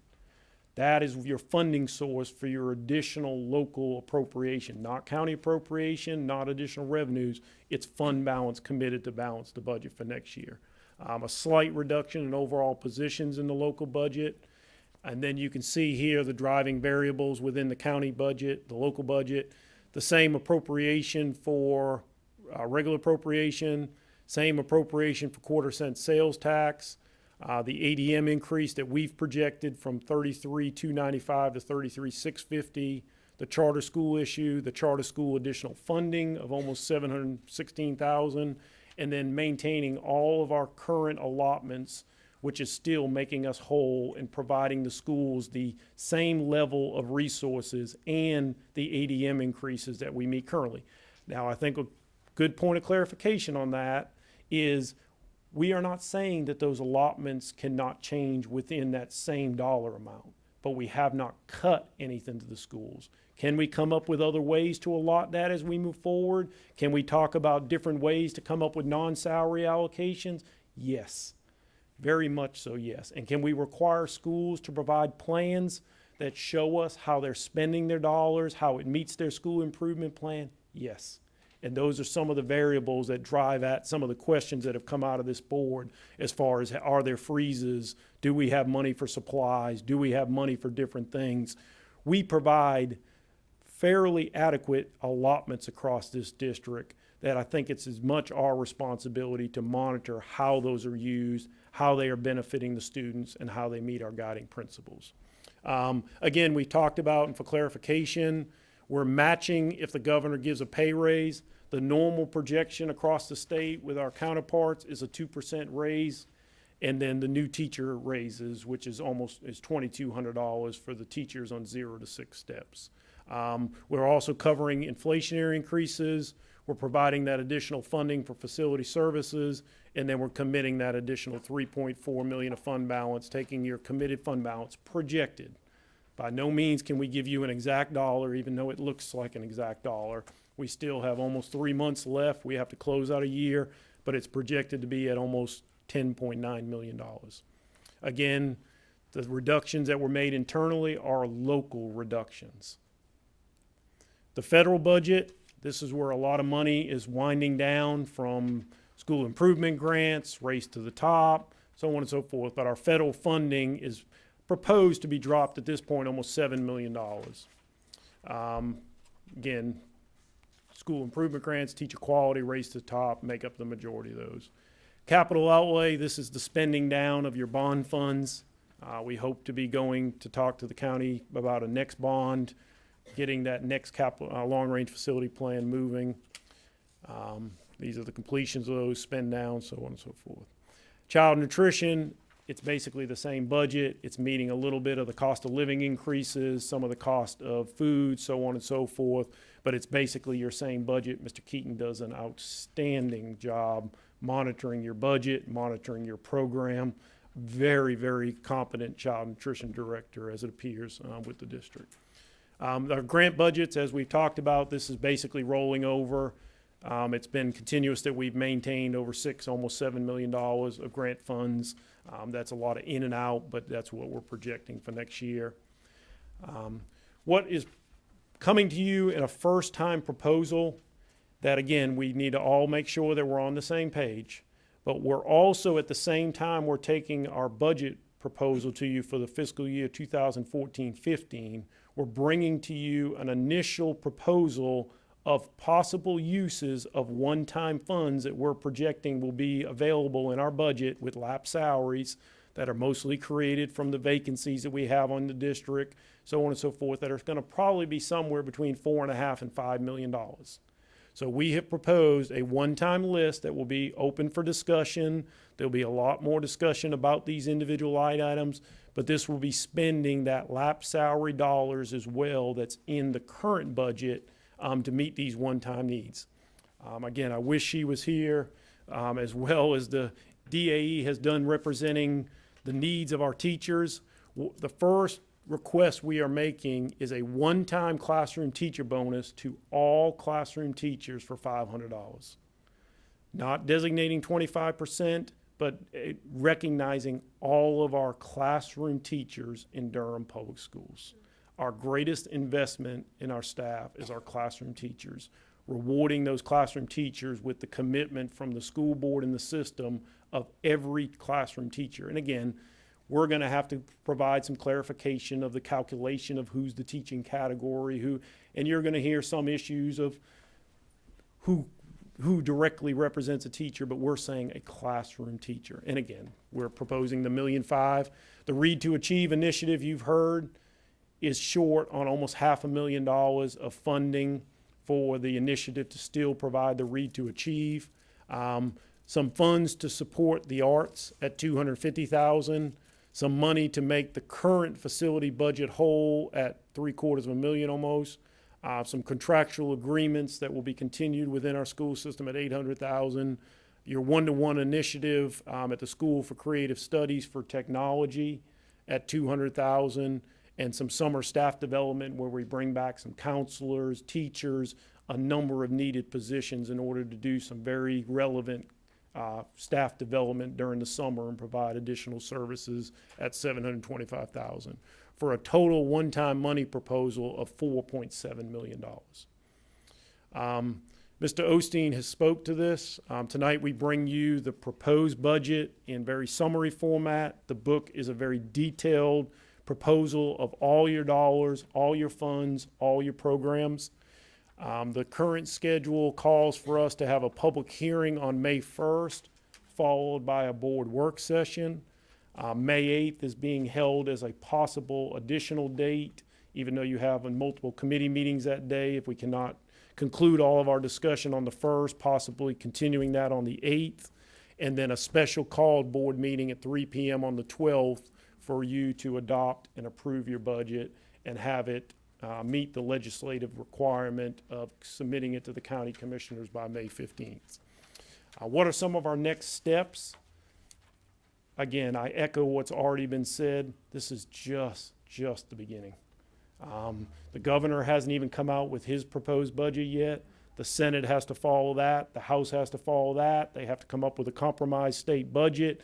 We have about 4 rounds of just the state budget to go through. But again, you have a baseline of what we've projected, where we are. And when you see your budget resolution, which is your approved budget, you'll see the difference between your proposed budget and your approved budget, where we are at that time, because everything you'll see is a statement in time of all the data we have to how we calculate our budget, what justifies the dollars within our budget, and where we're at.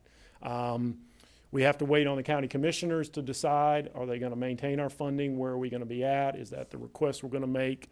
We have to continue. Just because we put projected ADM in here does not mean that we by any means are done looking at the trends, the numbers within our schools, the enrollments in our schools, because every 20 children we're off one way or another, providing them probably a very valuable teacher or overallotting them a very valuable teacher that some other school may call for in their allotments and their enrollments, in addition to all the other dollars, so on and so forth. We have to continue to review not only our current expenditures, but our future expenditures, our programs, work with our program directors, our instructional staff, have them meet the desired outcomes of the board, so on and so forth. We have to set practices in place. I know we mentioned missing one job fair, but I know I've signed numerous job fair expenses, reimbursements, where we've been sending multiple people to in-state job fairs, trying to recruit at Charlotte, at East Carolina, at Elon, now NC Central. So again, but we've got to strive as one of our main priorities to fill all of our vacant positions from the start of the school year throughout the school year. And then again, we've all hit on this, but we have to put steps in place that reduce that dependency on fund balance as we move forward. One thing that's not in your handout, but we are starting to accumulate a list of to be determined list as far as funding or where they place. But we're getting requests that are not built into this budget that if they are funded, we all have to recognize something has to come out in order for that something to go in, or we can reduce the way we currently allocate, or we can add to fund balance. But I mean, those would be and right now the list includes, and it's not all inclusive, we know we have to have a purpose and a reason for WG middle. We've had requests for interpreters. We've had a request from Made in Durham to provide additional funding. We've had a request from the city to pick up an expense for the grade officers. We've had a request in the district for additional counselor months and positions. And we've had a request in the district to provide additional mentors across the district. And in addition to that list, your area superintendents have done a phenomenal job recognizing this process, working through their numbers, and have come forward with a request of about 16 to 18 additional teaching positions that they feel are needed in order to meet needs across the district and make these schools whole and attractive on a system-wide basis. Our goal and one of our priorities is it does no one in this room any good to allot an additional teaching position after school started or even into August. we've got to make some of those decisions fairly soon because, again, finding competent people, filling those vacancies, sometimes we're our own worst advocate if we don't have our process in place to continue that. So that list is being worked on, but again, those will be ongoing discussions as we monitor these additional steps and process. Some of the information we provided, again, we try to document everything we've justified. Some of that's already out there on this website for the state. You can key in school number 320. You can pull up the planning allotments that are in your book, the ADM projections. Again, we want to solidify and become as transparent to as many stakeholders as possible of where do our numbers and where do our calculations come from. So with that said, again, we'll be glad to try to answer any questions, but in order to adequately prepare for those and answer those, I think we'd all benefit from some sort of advance notice in writing of the requests so we can bring them forward and provide them for all. That's a very fair suggestion, and I think this was an awesome presentation. It's a great start for us all. We can do deeper dive, obviously, at our work session, but I bet there are a few sort of high-level questions tonight. Who would like to start, if anyone has any? I'll start with just a couple. On page 33, Aaron, the one-time money proposal of $4.7 million, that 4.7 is built into the budget numbers you've already presented to us up until this page. But isn't that money we're getting from this year to you spend next year? No. The 4.7 are lap salary dollars that are within your current budget of 13-14 that are reflective in your amendment. Tonight you approved amendment number 2. Some of those dollars we've started to try to align into areas that we would spend those dollars before June 30th in order to meet these needs, but they're part of your current $133 million local budget as it exists now. For this year. Correct. That we're going to spend before June. So this is really not part of next year's budget at all. That's right. It's a 33. Yeah, I really was misunderstanding that.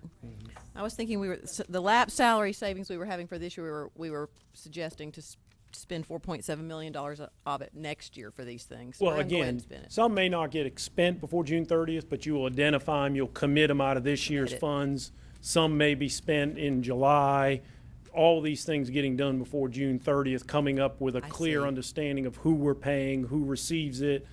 You know, one initial thing would be, you know, we've got to decide, I don't mean to take it into a different level of discussion, but are we paying a teacher that's leaving?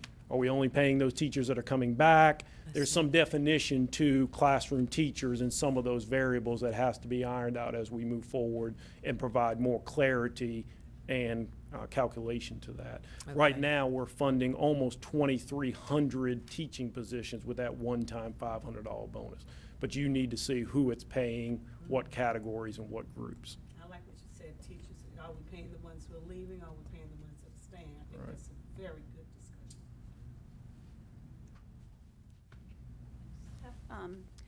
Can you, the list that's accumulating can you share that with us? Yes. Okay. Yes. And how soon will we get that?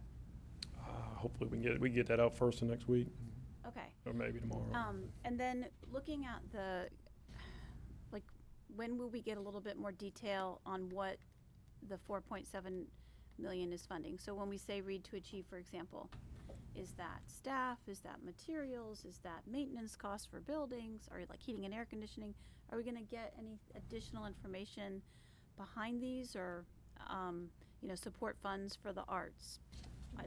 Yeah, those will be in collaboration with the instructional staff, but I would foresee a detail and a budget for each one of those requests. Something that documents that support. Again, we've got a very full May agenda. It's going to probably have to be worked into something coming up soon, but in one of our next committee meetings or something as we move forward. I have a question. Okay, Ms. Parker. And this is the first item on page 33. If you would please go over who is identified as a classroom teacher, which person would receive that $500 bonus? Again, that is queried out of the system. What we pick up is, again, when you go off our uniform budget code, people that are coded to be in front of a classroom and teaching in a 121 code. It's 2,300 existing DPS employees that are teachers. Now, again, it's not teacher assistants, it's not some support staff to the classroom, it's classroom teachers that are in front of children, have probably a class roster, provide services on a day-to-day basis to a classroom of students. Now, I hear what you're saying, but I'm still not quite sure that that answers my question. Is for instance, the art teacher, the music teacher, the media coordinator considered a classroom teacher? They are before these students on a day-to-day basis, these same students. Again, art, music, PE, counselors, no, counselors are not, area facilitators are not. They are not? Yeah, but art, music, PE, band, strings, all those are. But the way, again, we code classroom teachers, counselors are not. OT, PT, psychologists, all those are. Okay, specifically, what about media coordinators? No. No? No, not in this current calculation. How can you justify that? Again, we have to start somewhere with a baseline, and classroom teachers and investing in our classroom teachers was a start. This, again, is up for review. This is a proposal. This is a proposed amount. Can we expand the definition? Can we take away from some of these other one time and put more there? Yes. But again, that's why as we come forward, today it's at a summary level. We need to bring you the detail and the calculations, and then we need to have the discussions that we're all comfortable moving forward with. That one particularly was a hot potato we knew coming in would be that way. The definition is just a little bit flexible at this point, and so Aaron has wisely started somewhere, then we as a team can take it somewhere else if we have to. Well, let's make it a sweet potato and change that. So go ahead and go on to the drawing board and change that, because I think when you look at human resources that are leaving Durham Public Schools, going to nearby systems, it's beyond the individuals who just have Johnny and Susie in front of them, but it's also people in EC, people in occupational therapy, speech. So we need to just go ahead and go on and already make it a sweet potato. If we got to go into fund balance, go into local funding. So, because you don't want that kind of, for me, going out of here, I don't think you want that kind of divisiveness among your employees in Durham Public School System. And I know you got to start somewhere, but I offer that you go on and make it a sweet potato. Again, I echo that. We need to bring you the detail and the definition of the current, and EC and speech and some of those regular are in there, but some of the other, but we need to explain that. We need to provide that budget, and then we need to have that healthy discussion of what defines, if it's all categories, what's the cost, what's the amount, where's the resources come from to make that work. I do want to add more to what I just brought up, and that is I can speak to media coordinators.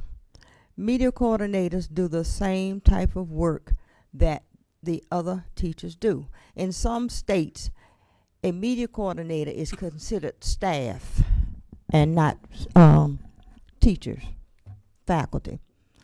So I cannot see how we can justify putting this group of people into a different category. Media coordinators have lesson plans. They have to do everything that a teacher in a specific classroom has to do. That media center is that teacher's classroom. They have all of the students on a regular basis. Well, if they have a flexible or a flexible schedule, but at some time or another, they meet all of those students. And I don't think it's fair to say just those persons who are classroom teachers. For instance, in some of these schools where they are doing the double dose of literacy, these same people, and I'm still talking about media coordinators, they are pulled away from their jobs as media coordinators to do tutoring or to read with the students. So I can't see how you can say that these persons would not be included. Thank you. They are evaluated just as a teacher. I just want to say thank you so much for this amazing proposal and all the work that went into this. And I do see it as a proposal and a starting place. I look forward to you all digging in deeper on these line items and letting ELT have some time to give it your best thinking to bring forward whatever sweet potato you got. You like you know, that. I do. You got it 3 times in there. I wanted to get it once. You know, we I like we, Yukon Gold personally. This is a really smart budget. This is a really thoughtful budget. This is a budget that actually goes to our county level, and it goes to our county actually with us getting a per pupil cut of about $35 a student if I'm, but I trust you guys to give me that number. And I want our community to know that we're being incredibly physically prudent, but also as we advocate for our people, and y'all can help us figure out how we can reward our people and the most of our people as we can. I just so much appreciate the work and the thoughtfulness you guys have put in, and also ways that we might be able to do some of these unfunded mandates like Read to Achieve that are not negotiable, and support some of the things that we know we've let slip, like some of our maintenance and some of our arts funding. So we look forward to more detail on that. I do think we probably have that April 30th meeting of the Budget Advisory Committee. It's still on my calendar. Is that one still one that... Yes. Okay. So because I saw Mr. Tharp here, and I appreciate all the work and the math help he's given on this budget. But I don't want our community to think that our county funding is going up, and this is a this is a per pupil decrease is what this represents. Right. If you have more students and the same amount of money, then less money per student, right? That's what you're saying. And so that's an important thing to know and to acknowledge. Lee? One thing I wanted to say about what's page 14 in this handout, which is the local operational reduction page. Mm-hmm. And I want to give a shout out for that. I think that's so important that our staff, our central office staff, and our schools, everyone will be joining together, making sacrifices so that we can fund things like salary bonuses for our, or not salary, but bonuses for our staff, other things that directly impact our students. I know that these will not be easy things to do. They represent a sacrifice, but I don't think there's anything more honorable a person can do than to make a sacrifice for a child. So I'm just really grateful to see this as part of your proposal. Thank you. That's right, 1.1 million. You all have asked for all of staff across the board to take a close look and find some reductions, and this is what we're coming up with. It's and 1.1 million would be a 0.5% raise. Mm-hmm. So I mean, you got to start somewhere. So, I lost my page. I'm not sure when, but at some point, I would like us to have a healthy conversation about the DPS charter schools and the money that is flowing through us to the charters. I, kind of as a taxpayer, am not convinced that I need the Durham Public School System to absorb the cost for the additional charter school students, especially as a taxpayer when I see that we're funding schools that have very small populations. That's not what we're about. We're about maximizing the use of our facilities. We're about maximizing class sizes. We're about ensuring that our schools are at capacity. And I don't know that I feel good about asking the school system to absorb the cost for the increase in the number of charter school students. The charter school that's opening this fall, I think, is opening with 60 students. So why are we having to absorb that cost. The That's local not, cost, you mean? yeah, that's not something that the community, I doubt, maybe I'm wrong, maybe there's been a complete change of heart out there and the community is all set to fund small schools, 60-person schools, that require a principal, that require staff. If they have EC children, then the ratios are very small, so they require significant numbers of kids, of teachers in that case. So unless there's been a change of heart, the community would not get behind us if we suggested funding schools at 275, 140, 78.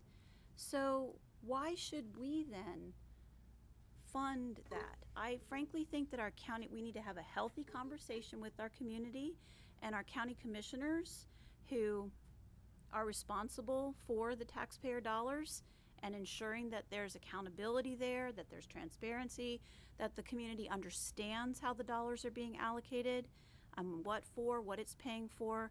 You know, I just don't think folks understand it, and it just doesn't make sense to me that we need to absorb that. Was it 740? I can't remember. 716,000 additional. $716,000. So not all of those children necessarily are coming out of Durham Public Schools and going to a charter. Some of them may never have come to, maybe coming brand new, you know, maybe kindergartners, or maybe moved to the area, or maybe they were homeschooling and now they're choosing a charter. But it just doesn't make sense to me, and I don't want us just to say, oh, okay, we'll absorb that cost. Okay. It's not an economical way No. to educate our community's No, children. it is not. I want somebody to explain how Chapel Hill doesn't pay the local costs. They pay the state, We've but talked they about this, they don't pay the local. Is that somebody? Can somebody explain that? I think they told us we were wrong. Attorney? Mr. Sue, maybe, but the Senate Bill 237 that was passed this past year requires all districts to pay the local portion. So Oh, maybe that's historically. They only paid the state and they didn't pay the local to everybody. So I was confused when a board member told me that. And I said, well, we pay. They did pay local, they just didn't pay a share of the local district supplemental tax to any charter school that wasn't within that geographical district. So Chapel Hill Carrboro has a special tax district. Their funding is slightly different, for example, than the Orange County schools. Okay. And historically, the money that was raised within the boundaries of that special tax district had to stay within the boundaries of that special tax district. So if the charter student went to a school outside of those boundaries, that money didn't follow.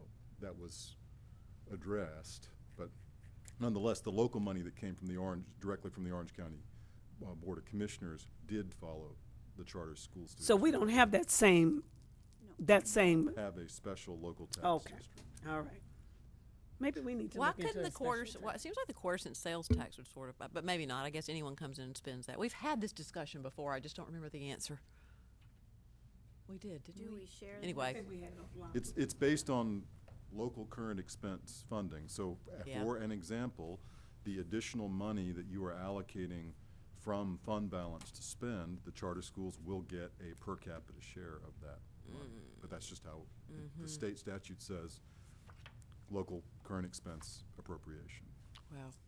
I do think it's interesting to note that, you know, we talk about how Durham's been hit hard. If I'm calculating right, since the cap came off, we have 72% more students, charter school students in our community. And I think it's that steep increase that we're starting to feel. And we don't know where we are on that trajectory. We haven't seen much evidence that the State Board of Education listens at all to any concerns we've raised in the past. And I think we're getting really close to a tipping point within our own community. We haven't seen evidence of the State Board and the Office of Charter Schools closing inadequate charter schools within our own community. And, you know, if we were starting to see some of that, it would be a different discussion, but we're not. Right. So when will we have this at the work session? Well, you know, I guess so. Because, like, for one thing, you know, people will argue that when a child leaves our schools for a charter school, we save money. Well, we understand, no, you don't save money. So I want that to be part of our conversation so that we can really decide whether or not we want to fund that or ask the county to possibly pick up that cost. We will do everything in our powers to be prepared to answer any question. I think you're formally making that request, but those are exactly what we'd like to know with adequate time to prepare documentation for the first. I mean, we're 7 days out. We need to have fairly soon what those major questions may be. And again, if there's detailed type questions, we need to go to the appropriate personnel, get those answers, get those. But our intent is to answer any questions in any detail you would have at the first of the work. So, Aaron, when should we have those questions to you? To Aaron. By Monday? Monday would be great. Ideally, Monday. So I think board members, that's our charge. All right? That means just do your homework tomorrow and over the weekend, so that you have your questions, you know what they are, and get them to Aaron by Monday. If it's if it's a more simple or high level question, then I'm sure we can ask those at the actual work session. But if you have a really complicated, complex question, and if you have the easy ones already in your head, get those to him too. But Monday. Now, Parker. I don't want to come across as being unappreciative or not recognizing the hard work that has gone into this, but I don't think that we can leave here, even in a proposed budget, and decide who is a teacher and who is not a teacher, because a teacher is a teacher. And I think we need to take that in consideration. And I feel very strongly about our minimizing the importance of persons who are teachers, but who are not classified in this term as a classroom teacher. I don't. If I might, with working with Dr. Wilson Norman and her instructional staff, we work together with finance as well and kind of get the greatest definition we can. So, and send that to you by Monday or Tuesday, so that you know what we're proposing at a different level, and hopefully resolve that one before we get to the work session. But to be clear, a couple of years ago, we gave a one-time bonus with found money that the county had been holding on to. We gave it to everybody. Mm-hmm. We're thinking of this bonus because we don't have that depth right now to be more directed towards instructional folks and where that need is the greatest. I don't think that's... I think that's reasonable. But we don't have to debate it tonight. We'll have that chance at the... You don't want to debate it tonight, Madam Well, we Chair? can if y'all want to. I'm not the one to hurry through a meeting. I'm happy to stay. I don't think that it calls for debate. I just want us to give recognition to those persons who are due the same compensation as any other. I mean, people who are working side by side. It's, in my opinion, well, I know it's just not fair, because a teacher is a teacher. It is a very good point. It is. If the administration recommended, however, that we just give this $500 raise, lap salary money, just to classroom teachers, and had a good justification for why, I might be able to go with that. Listening to you, Ms. Parker, I could also say, oh yeah, that really makes sense. I'm going to vote with you. I just don't know yet, so I would hate for us to make a final decision on that tonight. We welcome the ability to explore paying as many people as much as we can in all categories. Again, this was a start. It was just asked of us to cost it out, to say to all classroom teachers. We didn't come up with the definition. We were just asked to cost. We welcome the opportunity. The amount can be reduced and given to all employees across Durham Public Schools, but the initial request was classroom teachers, all the requests. We are welcome, and we can reallocate within that 4.7. We just have to bring you what the cost is, what it would take to include other groups, what it would take to change the amounts, and then have that very healthy discussion. That's right. It will be. I'm not going to be at any of those meetings, so you already heard from Frederick Davis. A sweet potato is healthier also than... Especially in the skin. Spoken like a true health nut, yes. And a teacher is a teacher. And a teacher is a teacher. Okay, one more question fast. I think this will be a fast question. Is how does an item get to be on the TBD funding list? Just as they're being brought to our attention, just as they're coming in almost daily and hourly, we've built a budget, we've generated a budget, we're using fund balance to balance that budget. We don't think it'd be prudent or being good stewards of taxpayer dollars to just continue to increase that. Again, we have to start with a baseline somewhere, and if people deem those to be higher priority than something else, then we need to have those discussions and talk about those initiatives as well. And some of these we may end up having no choice over, like the grade officers, for instance, and that's $1 million. 200,000. That's right. Okay, good. Not quite as much. The resource officers, these are the officers that teach gang resistance. They act as resource officers too. I mean, they're in our schools all day long. Are they the SROs? It's complicated. Yeah, because if the SROs are the grade officers. We're having that request reviewed in detail by Very Tina Ingram Very to make sure that we're catching their intent correctly. Yes. In answer to your question, Ms. Carter, making the to be determined list is primarily something that's fairly formal. Either you guys have had a conversation with us and we put that on the list, or we've gotten it from a city official, county official, or if it's substantial enough from the community, we would put that on the list. It would not be just your miscellaneous items as much. So this Sunday, Durham Can, large community organization who spends a great deal of time studying issues and selecting issues and researching them and, really talking to their stakeholders. They're inviting school board candidates and school board members to the delegate assembly on Sunday, and they have questions for us about, our commitments to items in the budget. And I know, and I think maybe the things that they're requesting are on this TBD list. Is one of them was an additional interpreter for the whole district. There were also 2 family liaisons, one for Holt and one for Lakewood. It sounded like maybe one of those principals had discretionary money for. So anyway, I'm just, in order to speak intelligently on Sunday when they ask us, when you're on the hot seat, will we commit to these things? It sort of depends on how it fits into the budget we've already been presented. They're on the TBD list. Well, the interpreters are specifically. Some of the others aren't, but again, they would have to be added to the TB determined list, and then again, we'd have to do what comes off, what goes in, what we use to fund those that are not built into the budget currently. So that really is what everyone has to understand is, we're not going to get there. Okay, but anything additional we fund, something else will have to be cut, reduced, or we take more out of fund balance. And we're already going to be at a lower fund balance number than what we're spending out of fund balance this year. And I think we need to invite CAN to the public forum. Whenever the public forum is here, then that's when they need to come and present that. As opposed to. And identify themselves as parents in Durham Public Schools or just taxpayers. There's a big difference. They're making a whole lot of requests, but their children are not in Durham Public Schools. Frederick Davis paid that announcement. I do know CAN members that have children in Durham Public Schools. I didn't say if you knew or not. I said what I said. Yes, you did.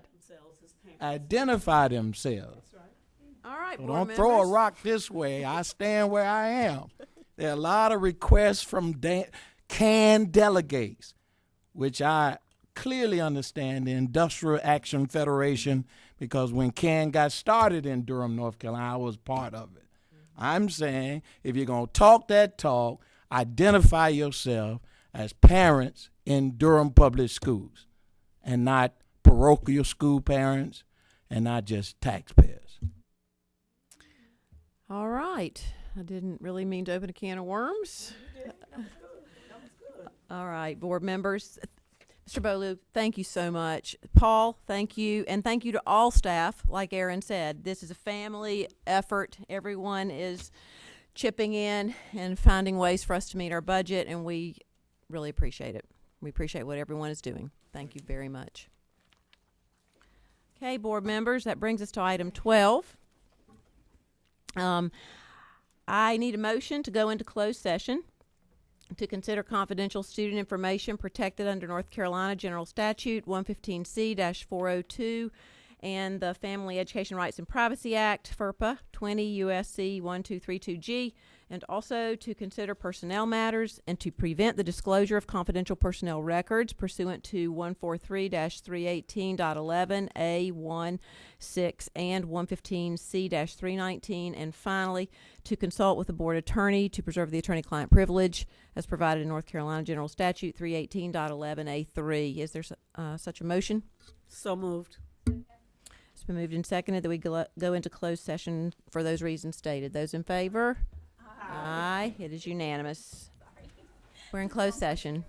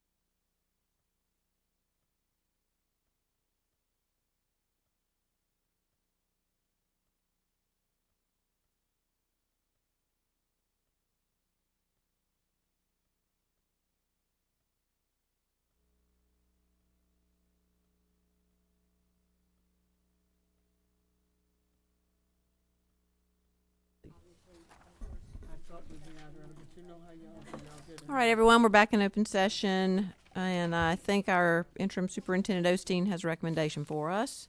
Board members would like to recommend for approval the April 24th personnel report with the following additions.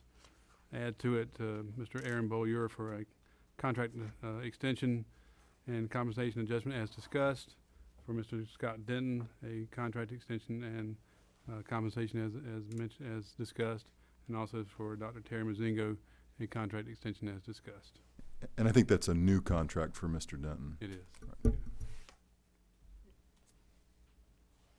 All right, board members, you've heard the recommendation of the superintendent. I move we accept the personnel report as presented, as well as the superintendent's recommendations regarding contracts and compensation.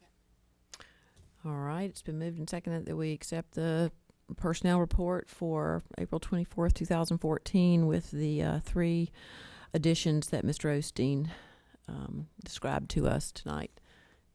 Those in favor say aye. Aye. It is unanimous. And at this point, we are adjourned.